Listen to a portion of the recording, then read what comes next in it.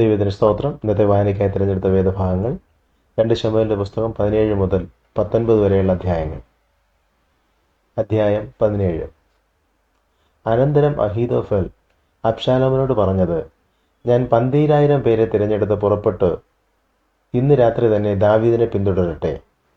ക്ഷീണിച്ചും അധൈര്യപ്പെട്ടും ഇരിക്കുന്ന അവനെ ഞാൻ ആക്രമിച്ച് ഭ്രമിപ്പിക്കും. അപ്പോൾ അവനോട് കൂടെയുള്ള ജനമൊക്കെയും ഓടിപ്പോകും. ഞാൻ രാജാവിനെ മാത്രം വെട്ടിക്കളയും. പിന്നെ ഞാൻ സകല ജനത്തെയും നിന്റെ അടുക്കൽ മടക്കി വരുത്തും. നീ ആഗ്രഹിക്കുന്നത് പോലെ എല്ലാവരും മടങ്ങി വരുമ്പോൾ സകല ജനവും സമാധാനത്തോടെ ഇരിക്കും. ഈ വാക്ക് അബ്ശാലോമിനും ഇസ്രായേൽ മൂപ്പന്മാർക്കൊക്കെയും വളരെ ബോധിച്ചു. എന്നാൽ അബ്ശാലോം, അർഖ്യനായ ഹൂശായിയെ വിളിക്ക, അവന്റെ അഭിപ്രായവും കേൾക്കാമല്ലോ എന്ന് പറഞ്ഞു. ഹൂശായി അബ്ശാലോമിന്റെ അടുക്കൽ വന്നപ്പോൾ അബ്ശാലോം അവനോട്, ഇന്നിന പ്രകാരം അഹീതോഫൽ പറഞ്ഞിരിക്കുന്നു. അവൻ പറഞ്ഞതുപോലെ നാം ചെയ്യുകയോ, അല്ലെങ്കിൽ നീ പറക എന്ന് പറഞ്ഞു. ഹൂശായി അബ്ശാലോമിനോട് പറഞ്ഞതെന്തെന്നാൽ, അഹീതോഫൽ ഈ പ്രാവശ്യം പറഞ്ഞ ആലോചന നന്നല്ല. നിന്റെ അപ്പനും അവന്റെ ആളുകളും വീരന്മാരും കാട്ടിൽ കുട്ടികൾ കവർന്നുപോയ കരടിയെപ്പോലെ ഉഗ്രമാനസന്മാരുമാകുന്നുവെന്ന് നീ അറിയുന്നുവല്ലോ. നിന്റെ അപ്പൻ യോദ്ധാവാകുന്നു. അവൻ ജനത്തോടുകൂടെ രാപ്പാർക്കയില്ല. അവൻ ഇപ്പോൾ ഒരു ഗുഹയിലോ മറ്റു വല്ല സ്ഥലത്തോ ഒളിച്ചിരിക്കുകയായിരിക്കും. ആരംഭത്തിങ്കിൽ തന്നെ ഇവരിൽ ചിലർ പട്ടുപോയാൽ അത് കേൾക്കുന്ന എല്ലാവരും അബ്ശാലോമിന്റെ പക്ഷക്കാരിൽ സംഹാരമുണ്ടായി എന്ന് പറയും. അപ്പോൾ സിംഹഹൃദയം പോലെ ഹൃദയമുള്ള ശൂരനും കൂടെ അശേഷം ഉരുകിപ്പോകും. നിന്റെ അപ്പൻ വീരനും അവനോടുകൂടെയുള്ളവർ ശൂരന്മാർ എന്ന് എല്ലാ ഇസ്രായേലും അറിയുന്നു. ആകയാൽ ഞാൻ പറയുന്ന ആലോചന എന്തെന്നാൽ, ദാൻ മുതൽ ബേർശേബ വരെ കടൽക്കരയിലെ മണൽ പോലെ അസംഖ്യമായിരിക്കുന്ന ഇസ്രായേലൊക്കെയും നിന്റെ അടുക്കൽ ഒന്നിച്ചു കൂടുകയും തിരുമേനി തന്നെ യുദ്ധത്തിന് എഴുന്നള്ളുകയും വേണം. അവനെ കാണുന്നിടത്ത് നാം അവനെ ആക്രമിച്ച് മഞ്ഞ് ഭൂമിയിൽ പൊഴിയുന്നത് പോലെ അവൻ്റെ മേൽ ചെന്ന് വീഴും. പിന്നെ അവനാകട്ടെ അവനോട് കൂടെയുള്ള എല്ലാവരിലും ഒരുത്തൻ പോലും ആകട്ടെ ശേഷിക്കയില്ല. അവനൊരു പട്ടണത്തിൽ കടന്നുകൂടിയെങ്കിലോ ഇസ്രായേൽ എല്ലാം ആ പട്ടണത്തിന് കയറുകെട്ടി അവിടെ ഒരു ചെറിയ കല്ല് പോലും കാണാതാകും വരെ അതിനെ നദിയിൽ വലിച്ചിട്ട് കളയും. അപ്പോൾ അബ്ശാലോം എല്ലാ ഇസ്രായേലിലും അഹീതോഫലിന്റെ ആലോചനയേക്കാൾ അർഖ്യനായ ഹൂശായിയുടെ ആലോചന നല്ലത് എന്ന് പറഞ്ഞു. അബ്ശാലോമിന് അനർത്ഥം വരേണ്ടതിന് അഹീതോഫലിന്റെ നല്ല ആലോചനയെ വ്യർത്ഥമാക്കുവാൻ യഹോവ നിശ്ചയിച്ചിരുന്നു. അനന്തരം ഹൂശായി പുരോഹിതന്മാരായ സാദോക്കിനോടും അബ്യാഥാരിനോടും ഇന്നിന്ന പ്രകാരം അഹീതോഫൽ അബ്ശാലോമിനോടും ഇസ്രായേൽ മൂപ്പന്മാരോടും ആലോചന പറഞ്ഞു. ഇന്നിന്ന പ്രകാരം ഞാനും ആലോചന പറഞ്ഞിരിക്കുന്നു. ആകയാൽ നിങ്ങൾ വേഗത്തിൽ ആളയിച്ച് ഈ രാത്രി മരുഭൂമിയിലേക്കുള്ള കടവിങ്കൽ പാർക്കരുത്. രാജാവിനും കൂടെയുള്ള സകല ജനത്തിനും നാശം വരാതിരിക്കേണ്ടതിന് ഏതു വിധേനയും അക്കരെ കടന്നു പോകണമെന്ന് ദാവീദിനെ അറിയിപ്പിനെന്ന് പറഞ്ഞു. എന്നാൽ യോനാഥാനും അഹീമാസും പട്ടണത്തിൽ ചെന്ന് തങ്ങളെ തന്നെ കാണിപ്പാൻ പാടില്ലാതിരുന്നതുകൊണ്ട് ഏൻ രോഗീനരികെ കാത്തു നിൽക്കും. ഒരു വേലക്കാരത്ത് ചെന്ന് അവരെ അറിയിക്കുകയും അവർ ചെന്ന് ദാവീദ് രാജാവിനെ അറിയിക്കുകയും ചെയ്യും.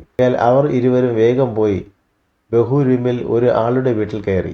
അവന്റെ മുറ്റത്ത് ഒരു കിണറുണ്ടായിരുന്നു. അവർ അതിൽ ഇറങ്ങി വീട്ടുകാരത്തെ മൂടുവിരിയെടുത്ത് കിണറ്റിന്റെ വായിൽമേൽ വിരിച്ചു. അതിൽ കോതമ്പ് തരിചുക്കി. ഇങ്ങനെ കാര്യം അറിയാൻ ഇടയായില്ല. അബ്ശാലോമിന്റെ ഭൃത്യന്മാർ ആ സ്ത്രീയുടെ വീട്ടിൽ വന്നു. അഹീമാസും യോനാഥാനും എവിടെയെന്ന് ചോദിച്ചതിന് അവർ നീർത്തോട് കടന്നുപോയി എന്ന് സ്ത്രീ പറഞ്ഞു. അവർ അന്വേഷിച്ചിട്ട് കാണായികയാൽ യെരുശലേമിലേക്ക് മടങ്ങിപ്പോയി. അവർ പോയ ശേഷം അവർ കിണറ്റിൽ നിന്ന് കയറി ചെന്ന് ദാവീദ് രാജാവിനെ അറിയിച്ചു. നിങ്ങൾ എഴുന്നേറ്റ് വേഗം നദി കടന്നു പോകുവിൻ. ഇന്നിന്ന പ്രകാരം അഹീതോഫൽ നിങ്ങൾക്ക് വിരോധമായിട്ട് ആലോചന പറഞ്ഞിരിക്കുന്നു എന്ന് പറഞ്ഞു. ഉടനെ ദാവീദും കൂടെയുള്ള ജനമൊക്കെ എഴുന്നേറ്റ് യോർദാൻ കടന്നു. നേരെ വെളുക്കുമ്പോഴേക്ക് യോർദാൻ കടക്കാതെ ഒരുത്തൻ പോലും ശേഷിച്ചില്ല. എന്നാൽ അഹീതോഫൽ തന്റെ ആലോചന നടന്നില്ല എന്ന് കണ്ടപ്പോൾ കഴുതപ്പുറത്ത് കോപ്പിട്ട് കയറി തന്റെ പട്ടണത്തിൽ വീട്ടിലേക്ക് ചെന്ന് വീട്ടുകാര്യം ക്രമപ്പെടുത്തിയ ശേഷം കെട്ടിഞ്ഞാഞ്ഞു മരിച്ചു. അവന്റെ അപ്പന്റെ കല്ലറയിൽ അവനെ അടക്കം ചെയ്തു. പിന്നെ ദാവീദ് മഹാനയീമിലെത്തി. അബ്ശാലോമും കൂടെയുള്ള ഇസ്രായേൽ ജനമൊക്കെയും യോർദാൻ കടന്നു. അബ്ശാലോം യോവാബിന് പകരം അമാസയെ സേനാധിപതിയാക്കി. അമാസയോ നാഹാഷിന്റെ മകളും യോവാബിന്റെ അമ്മ സെരൂയയുടെ സഹോദരിയുമായ അബീഗയിലിന്റെ അടുക്കൽ ഇത്ര എന്നു പേരുള്ള ഒരു ഇശ്മാല്യൻ ചെന്നിട്ടുണ്ടായ മകൻ. എന്നാൽ ഇസ്രായേലും അബ്ശാലോമും ഗിലെയാദ് ദേശത്ത് പാളയമിറങ്ങി. ദാവീദ് മഹാനയീമിൽ എത്തിയപ്പോൾ അമോന്യരുടെ രബ്ബയിൽ നിന്ന് നാഹാഷിന്റെ മകൻ ഷോബി, ലോ ദെബാരിൽ നിന്ന് അമിയേലിന്റെ മകൻ മാഖീർ, രൊഗേലീമിൽ നിന്ന് ഗിലെയാദ്യൻ ബർസില്ലായി എന്നിവർ കിടക്കകളും കിണ്ണങ്ങളും മൺപാത്രങ്ങളും ദാവീദിനും കൂടെയുള്ള ജനത്തിനും ഭക്ഷിപ്പാൻ കോതമ്പ്, യവം, മാവ്, മലർ, അമരക്ക, പയർ, പരിപ്പ്, തേൻ, വെണ്ണ, ആട്, പശുവിൻ പാൽക്കട്ട എന്നിവയും കൊണ്ടുവന്നു. ജനം മരുഭൂമിയിൽ വിശന്നും ദാഹിച്ചും ഇരിക്കുമല്ലോ എന്ന് അവർ പറഞ്ഞു. അധ്യായം 18. അനന്തരം ദാവീദ് തന്നോടുകൂടെയുള്ള ജനത്തെ എണ്ണി നോക്കി. അവർക്ക് സഹസ്രാധിപന്മാരെയും ശതാധിപന്മാരെയും നിയമിച്ചു. ദാവീദ് ജനത്തിൽ 1/3 യോവാബിന്റെ കൈക്കീഴും 1/3 സെരൂയയുടെ മകനും യോവാബിന്റെ സഹോദരനുമായ അബീശായിയുടെ കൈക്കീഴും 1/3 ഗിത്യനായ ഇത്ഥായിയുടെ കൈക്കീഴും അയച്ചു. ഞാനും നിങ്ങളോട് കൂടെ വരുമെന്ന് രാജാവ് ജനത്തോട് പറഞ്ഞു. എന്നാൽ ജനം, നീ വരണ്ട, ഞങ്ങൾ തോറ്റോടി എന്ന് വരികിൽ ഞങ്ങളുടെ കാര്യം ആരും ഗണ്യമാക്കുകയില്ല. ഞങ്ങൾ പാതി പേർ പട്ടുപോയി എന്ന് വരികിലും അതാരും ഗണ്യമാക്കുകയില്ല. നീയോ ഞങ്ങളിൽ 10,000 പേർക്ക് തുല്യൻ. ആകയാൽ നീ പട്ടണത്തിൽ ഇരുന്നു കൊണ്ട് ഞങ്ങൾക്ക് സഹായം ചെയ്യുന്നത് നല്ലത് എന്ന് പറഞ്ഞു. രാജാവ് അവരോട്, നിങ്ങൾക്ക് ഉത്തമമെന്ന് തോന്നുന്നത് ഞാൻ ചെയ്യാമെന്ന് പറഞ്ഞു. പിന്നെ രാജാവ് പടിവാതിക്കൽ നിന്ന് ജനമൊക്കെയും 100 1000 പുറപ്പെട്ടു. അബ്ശാലോം രാജകുമാരനോട്, എന്നെ ഓർത്ത് കനിവോടെ പെരുമാറുവിനെന്ന് രാജാവ് യോവാബിനോടും അബീശായോടും ഇത്ഥായിയോടും കൽപ്പിച്ചു. രാജാവ് അധിപതിമാരോടൊക്കെയും അബ്ശാലോമിനെക്കുറിച്ച് കൽപ്പിക്കുമ്പോൾ ജനമെല്ലാം കേട്ടു. പിന്നെ ജനം പടനിലത്തിലേക്ക് ഇസ്രായേലിന്റെ നേരെ പുറപ്പെട്ടു. എഫ്രൈം വനത്തിൽ വച്ച് പടയുണ്ടായി. ഇസ്രായേൽ ജനം ദാവീദിന്റെ ചേവകരോട് തോറ്റു. അന്ന് അവിടെ ഒരു മഹാസംഹാരം നടന്നു. 20,000 പേർ പട്ടുപോയി. പട ആ ദേശത്തെല്ലായിടവും പരന്നു. അന്ന് വാളിനിരയായതിലും അധികം പേർ വനത്തിനിരയായിത്തീർന്നു. അബ്ശാലോം ദാവീദിന്റെ ചേവകർക്ക് എതിർപ്പെട്ടു. അബ്ശാലോം കോവർ കഴുതപ്പുറത്ത് ഓടിച്ചു പോകുമ്പോൾ കോവർ കഴുത കൊമ്പ് തിങ്ങി നിൽക്കുന്ന ഒരു വലിയ കരുവേലകത്തിന് കീഴെ എത്തി. അവന്റെ തലമുടി കരുവേലകത്തിൽ പിടിപെട്ടിട്ട് അവൻ ആകാശത്തിനും ഭൂമിക്കും മധ്യേ തൂങ്ങി. അവന്റെ കീഴിൽ നിന്ന് കോവർ കഴുത ഓടിപ്പോയി. ഒരുത്തൻ അത് കണ്ടിട്ട്, അബ്ശാലോം ഒരു കരുവേലകത്തിൽ തൂങ്ങിക്കിടക്കുന്നത് ഞാൻ കണ്ടു എന്ന് യോവാബിനോട് അറിയിച്ചു. യോവാബ് തന്നെ അറിയിച്ചവനോട്, നീ അവനെ കണ്ടിട്ട് അവിടെ വെച്ച് തന്നെ വെട്ടിക്കളയാഞ്ഞതെന്ത്? ഞാൻ നിനക്ക് 10 ശേക്കെൽ വെള്ളിയും 1 അരക്കച്ചയും തരുമായിരുന്നുവല്ലോ എന്ന് പറഞ്ഞു. അവൻ യോവാബിനോട് പറഞ്ഞത്, 1000 ശേക്കെൽ വെള്ളി എനിക്ക് തന്നാലും ഞാൻ രാജകുമാരന്റെ നേരെ കൈനീട്ടുകയില്ല. അബ്ശാലോം രാജകുമാരനെ ആരും തൊടാതിരിപ്പാൻ സൂക്ഷിച്ചുകൊള്ളുവിനെന്ന് രാജാവ് നിന്നോടും അബീശായിയോടും ഇത്ഥായിയോടും ഞങ്ങൾ കേൾക്കുകയല്ലോ കൽപ്പിച്ചത്. അല്ല, ഞാൻ അവന്റെ പ്രാണനെ ദ്രോഹിച്ചിരുന്നുവെങ്കിൽ രാജാവിന് ഒന്നും മറവായിരിക്കയില്ലല്ലോ. നീ തന്നെ എന്നോടകന്നു നിൽക്കുമായിരുന്നു. എന്നാൽ യോവാബ്, ഞാൻ ഇങ്ങനെ നിന്നോട് സംസാരിച്ച് നേരം കളയുകയില്ല എന്ന് പറഞ്ഞ് 3 കുന്തം കയ്യിലെടുത്ത് അബ്ശാലോം കരുവേലകത്തിൽ ജീവനോട് തൂങ്ങിക്കിടക്കുമ്പോൾ തന്നെ അവയെ അവന്റെ നെഞ്ചിനകത്ത് കുത്തിക്കിടത്തി. യോവാബിന്റെ ആയുധവാഹകന്മാരായ 10 ബാല്യക്കാർ വളഞ്ഞു നിന്ന് അബ്ശാലോമിനെ അടിച്ചു കൊന്നു. പിന്നെ യോവാബ് കാഹളമൂതി. യോവാബ് ജനത്തെ വിലക്കിയതുകൊണ്ട് അവർ ഇസ്രായേലിനെ പിന്തുടർന്നത് വിട്ടുമടങ്ങി. അബ്ശാലോമിനെ അവർ എടുത്ത് വനത്തിൽ ഒരു വലിയ കുഴിയിലിട്ടു. അവന്റെ മേൽ ഏറ്റവും വലിയൊരു കൽക്കൂമ്പാരം കൂട്ടി. ഇസ്രായേലൊക്കെയും താന്താന്റെ വീട്ടിലേക്ക് ഓടിപ്പോയി. അബ്ശാലോം ജീവനോടിരുന്ന സമയം, എൻ്റെ പേരിൽ നിലനിർത്തേണ്ടതിന് എനിക്ക് മകനില്ലല്ലോ എന്ന് പറഞ്ഞു. രാജാവിൻ താഴ്വരയിലെ തൂണെടുത്ത് നാട്ടി അതിന് തൻ്റെ പേർ വിളിച്ചിരുന്നു. അതിന് ഇന്നുവരെയും അബ്ശാലോമിന്റെ ജ്ഞാപക സ്തംഭം എന്ന് പറഞ്ഞു വരുന്നു. അനന്തരം സാദോക്കിന്റെ മകനായ അഹീമാസ്, ഞാൻ ഓടിച്ചെന്ന് രാജാവിനോട്, രാജാവെ, അവനു വേണ്ടി ശത്രുക്കളോട് പ്രതികാരം ചെയ്തിരിക്കുന്ന സദ്വർത്തമാനം അറിയിക്കട്ടെ എന്ന് പറഞ്ഞു. യോവാബ് അവനോട്, നീ ഇന്ന് സദ്വർത്തമാന ദൂതനാകയില്ല. ഇനി ഒരു ദിവസം സദ്വർത്തമാനം കൊണ്ടുപോകാം. രാജകുമാരൻ മരിച്ചിരിക്കൊണ്ട് നീ ഇന്ന് സദ്വർത്തമാന ദൂതനാകയില്ല എന്ന് പറഞ്ഞു. പിന്നെ യോവാബ് കൂശ്യനോട്, നീ കണ്ടത് രാജാവിന് ചെന്ന് അറിയിക്ക എന്ന് പറഞ്ഞു. കൂശ്യൻ യോവാബിനെ വണങ്ങി ഓടി. സാദോക്കിന്റെ മകനായ അഹീമാസ് പിന്നെയും യോവാബിനോട്, അതിന് യോവാബ്, എൻ്റെ മകനെ, നീ എന്തിനു ഓടുന്നു? നിനക്ക് പ്രതിഫലം കിട്ടുകയില്ലല്ലോ എന്ന് പറഞ്ഞു. അവൻ പിന്നെയും, ഏതായാലും ഞാൻ ഓടുമെന്ന് പറഞ്ഞതിന്, എന്നാൽ ഓടിക്കൊള്ളുക എന്ന് അവൻ പറഞ്ഞു. അങ്ങനെ അഹീമാസ് സമഭൂമി വഴിയായി ഓടി കൂശ്യനെ കടന്നുപോയി. എന്നാൽ ദാവീദ് 2 പടിവാതിലിന് മധ്യേ ഇരിക്കുകയായിരുന്നു. കാവൽക്കാരൻ പടിവാതിലിനും മീതെ മതിലിന്റെ മുകളിൽ കയറി തലയുയർത്തി നോക്കി ഒരുത്തൻ തനിച്ച് ഓടി വരുന്നത് കണ്ടു. കാവൽക്കാരൻ രാജാവിനോട് വിളിച്ചറിയിച്ചു. അവൻ ഏകനെങ്കിൽ സദ്വർത്തമാനം കൊണ്ടാകുന്നു വരുന്നത് എന്ന് രാജാവ് പറഞ്ഞു. അവൻ നടന്നടുത്തു. പിന്നെ കാവൽക്കാരൻ മറ്റൊരുത്തൻ ഓടി വരുന്നത് കണ്ടു. കാവൽക്കാരൻ വാതിൽ കാക്കുന്നവനോട്, ഇതാ പിന്നെയും ഒരാൾ തനിച്ച് ഓടി വരുന്നു എന്ന് വിളിച്ചു പറഞ്ഞു. അവനും സദ്വർത്തമാന ദൂതനാകുന്നു എന്ന് രാജാവ് പറഞ്ഞു. 1-ാമത്തവന്റെ ഓട്ടം സാദോക്കിന്റെ മകനായ അഹീമാസിന്റെ ഓട്ടം പോലെ എനിക്ക് തോന്നുന്നുവെന്ന് കാവൽക്കാരൻ പറഞ്ഞു.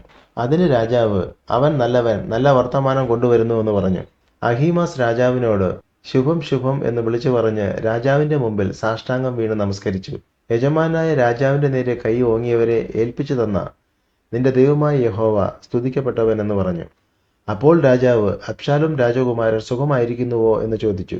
അതിന് അഹീമാസ്, യോവാബ് രാജാവിന്റെ ഭൃത്യനെയും അടിയനെയും അയക്കുമ്പോൾ വലിയൊരു കലഹം കണ്ടു. എന്നാൽ അത് എന്ത് എന്ന് ഞാൻ അറിഞ്ഞില്ല എന്ന് പറഞ്ഞു. നീ അവിടെ മാറി നിൽക്ക എന്ന് രാജാവ് പറഞ്ഞു. അവൻ മാറി നിന്നു.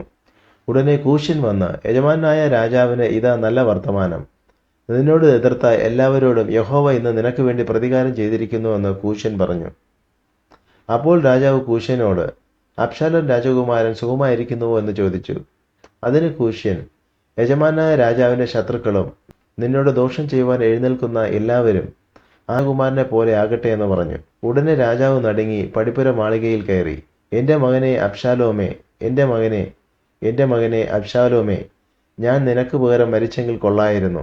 അബ്ശാലോമേ, എൻ്റെ മകനെ, എൻ്റെ മകനെ എന്നിങ്ങനെ പറഞ്ഞ് കരഞ്ഞും കൊണ്ട് നടന്നു. അധ്യായം 19. രാജാവ് അബ്ശാലോമിനെ ചൊല്ലി ദുഃഖിച്ച് കരഞ്ഞുകൊണ്ടിരിക്കുന്നു എന്ന് യോവാബ് കേട്ടു. എന്നാൽ രാജാവ് തൻ്റെ മകനെക്കുറിച്ച് വ്യസനിച്ചിരിക്കുന്നു എന്ന് ആ ദിവസം ജനം കേട്ടതുകൊണ്ട് അന്നത്തെ ജയം ജനത്തിനൊക്കെയും ദുഃഖമായി തീർന്നു. ആകയാൽ യുദ്ധത്തിൽ തോറ്റിട്ട് നാണിച്ച് ഒളിച്ചവരും പോലെ ജനം അന്ന് പട്ടണത്തിലേക്ക് ഒളിച്ചു കടന്നു. രാജാവ് മുഖം മൂടി, എൻ്റെ മകനെ അബ്ശാലോമേ, അബ്ശാലോമേ, എൻ്റെ മകനെ എന്ന് ഉറക്കെ നിലവിളിച്ചുകൊണ്ടിരുന്നു. അപ്പോൾ യോവാബ് അരമനയിൽ രാജാവിൻ്റെ അടുക്കൽ ചെന്ന് പറഞ്ഞത്, ഇന്ന് നിന്റെയും നിന്റെ പുത്രീപുത്രന്മാരുടെയും നിന്റെ ഭാര്യമാരുടെയും വെപ്പാട്ടികളുടെയും ജീവനെ രക്ഷിച്ചിരിക്കുന്ന നിന്റെ സകല ഭൃത്യന്മാരെയും നീ ഇന്ന് ലജ്ജിപ്പിച്ചിരിക്കുന്നു. നിന്നെ പകയ്ക്കുന്നവരെ നീ സ്നേഹിക്കുന്നു, നിന്നെ സ്നേഹിക്കുന്നവരെ നീ പകയ്ക്കുന്നു. പ്രഭുക്കന്മാരും ഭൃത്യന്മാരും നിനക്ക് ഏതുമില്ല എന്ന് നീ ഇന്ന് കാണിച്ചിരിക്കുന്നു. അബ്ശാലോം ജീവിച്ചിരിക്കുകയും ഞങ്ങൾ എല്ലാവരും ഇന്ന് മരിക്കുകയും ചെയ്തിരുന്നുവെങ്കിൽ നിനക്ക് നല്ല പ്രസാദമാകുമായിരുന്നു എന്ന് എനിക്കിന്ന് മനസ്സിലായി. ആകയാൽ ഇപ്പോൾ എഴുന്നേറ്റ് പുറത്തു വന്ന് നിന്റെ ഭൃത്യന്മാരോട് സന്തോഷമായി സംസാരിക്കാം. നീ പുറത്തു വരാത്ത പക്ഷം യഹോവയാണ്, ഈ രാത്രി ആരും നിന്നോടുകൂടെ താമസിക്കുകയില്ല. അത് നിന്റെ ബാല്യം മുതൽ ഇതുവരെ നിനക്ക് ഭവിച്ചിട്ടുള്ള സകല അനർത്ഥങ്ങളെക്കാളും വലിയ അനർത്ഥമായി തീരും. അങ്ങനെ രാജാവ് എഴുന്നേറ്റ് പടിവാതിക്കൽ ഇരുന്നു. രാജാവ് പടിവാതിക്കൽ ഇരിക്കുന്നു എന്ന് ജനത്തിനെല്ലാം അറിവ് കിട്ടി. സകല ജനവും രാജാവിൻ്റെ മുമ്പിൽ വന്നു. ഇസ്രായേലിയർ താന്താങ്ങളുടെ വീടുകളിലേക്ക് ഓടിപ്പോയിരുന്നു. എല്ലാ ഇസ്രായേൽ ഗോത്രങ്ങളിലുമുള്ള ജനമൊക്കെയും തമ്മിൽ തർക്കിച്ചു. രാജാവ് നമ്മെ ശത്രുക്കളുടെ കയ്യിൽ നിന്ന് രക്ഷിച്ചു, ഫെലിസ്ത്യരുടെ കയ്യിൽ നിന്ന് നമ്മെ വിടുവിച്ചതും അവൻ തന്നെ. ഇപ്പോഴോ അബ്ശാലോം നിമിത്തം അവൻ നാടുവിട്ട് ഓടിപ്പോയിരിക്കുന്നു. നമുക്ക് രാജാവായി നാം അഭിഷേകം ചെയ്തിരുന്ന അബ്ശാലോമോ പടയിൽ പട്ടുപോയി. ആകയാൽ രാജാവിനെ തിരികെ കൊണ്ടുവരുന്ന കാര്യത്തിൽ നിങ്ങൾ അനങ്ങാതിരിക്കുന്നത് എന്ത് എന്ന് പറഞ്ഞു. അനന്തരം ദാവീദ് രാജാവ് പുരോഹിതന്മാരായ സാദോക്കിൻ്റെയും അബ്യാഥാരിൻ്റെയും അടുക്കൽ ആളയിച്ചു പറയിച്ചതെന്തെന്നാൽ, നിങ്ങൾ യഹൂദ മൂപ്പന്മാരോട് പറയേണ്ടത്, രാജാവിനെ അരമനയിലേക്ക് തിരികെ കൊണ്ടുവരുന്ന കാര്യത്തിൽ നിങ്ങൾ പിമ്പന്മാരായി നിൽക്കുന്നതെന്ത്? രാജാവിനെ അരമനയിലേക്ക് തിരികെ കൊണ്ടുവരുന്ന കാര്യത്തിൽ എല്ലാ ഇസ്രായേലിൻ്റെയും സംസാരം അവൻ്റെ അടുക്കൽ എത്തിയിരിക്കുന്നു. നിങ്ങൾ എൻ്റെ സഹോദരന്മാർ, എൻ്റെ അസ്ഥിയും മാംസവുമല്ലോ. രാജാവിനെ മടക്കി വരുന്ന കാര്യത്തിൽ നിങ്ങൾ പിമ്പന്മാരായി നിൽക്കുന്നതെന്ത്? നിങ്ങൾ അമാസയോട്, നീ എൻ്റെ അസ്ഥിയും മാംസവുമല്ലോ, നീ യോവാബിന് പകരം എപ്പോഴും എൻ്റെ മുമ്പിൽ സേനാപതിയായിരിക്കുന്നില്ല എങ്കിൽ ദൈവം തക്കവണ്ണവും അധികവും എന്നോട് ചെയ്യട്ടെ എന്ന് പറവീൻ. ഇങ്ങനെ അവൻ സകല യഹൂദ പുരുഷന്മാരുടെയും ഹൃദയം ഒന്നുപോലെ ആകർഷിച്ചു. ആകയാൽ അവർ, നീയും നിന്റെ സകല ഭൃത്യന്മാരും മടങ്ങി വരുവിനെന്ന് രാജാവിൻ്റെ അടുക്കൽ പറഞ്ഞയച്ചു. അങ്ങനെ രാജാവ് മടങ്ങി യോർദാങ്കലെത്തി. രാജാവിനെ എതിരേറ്റ് യോർദാൻ കടത്തിക്കൊണ്ടു പോരേണ്ടതിന് യഹൂദ പുരുഷന്മാർ ഗിൽഗാലിൽ ചെന്നു. ബഹൂരിമിലെ ബെന്യാമിനായ ഗേരയുടെ മകൻ ശിമെയിയും യഹൂദ പുരുഷന്മാരുടെ കൂടെ ദാവീദിനെ എതിരേൽപ്പാൻ ബന്ധപ്പെട്ടു ചെന്നു. അവനോടുകൂടെ 1000 ബെന്യാമിനരും ശൗലിന്റെ ഗ്രഹവിചാരനായ സീബയും അവന്റെ 15 പുത്രന്മാരും 20 ഭൃത്യന്മാരും ഉണ്ടായിരുന്നു. അവർ രാജാവ് കാണുകെ യോർദാൻ കടന്നു ചെന്നു. രാജാവിന്റെ കുടുംബത്തെ ഇക്കരെ കടത്തേണ്ടതിനും അവന്റെ ഇഷ്ടം പോലെ ചെയ്യേണ്ടതിനും ചങ്ങാടം അക്കരെ ചെന്നിരുന്നു. അപ്പോൾ ഗേരയുടെ മകനായ ശിമെയി യോർദാൻ കടപ്പാൻ പോകുന്ന രാജാവിന്റെ മുമ്പിൽ വീണ് രാജാവിനോട്, എൻ്റെ യജമാനൻ എൻ്റെ കുറ്റം എനിക്ക് കണക്കിടരുതേ. യജമാനായ രാജാവ് യെരൂശലേമിൽ നിന്ന് പുറപ്പെട്ട ദിവസം അടിയൻ ചെയ്ത ദോഷം രാജാവ് മനസ്സിൽ വെക്കുകയും ഓർക്കുകയും അരുതേ. അടിയൻ പാപം ചെയ്തിരിക്കുന്നു എന്നറിയുന്നു.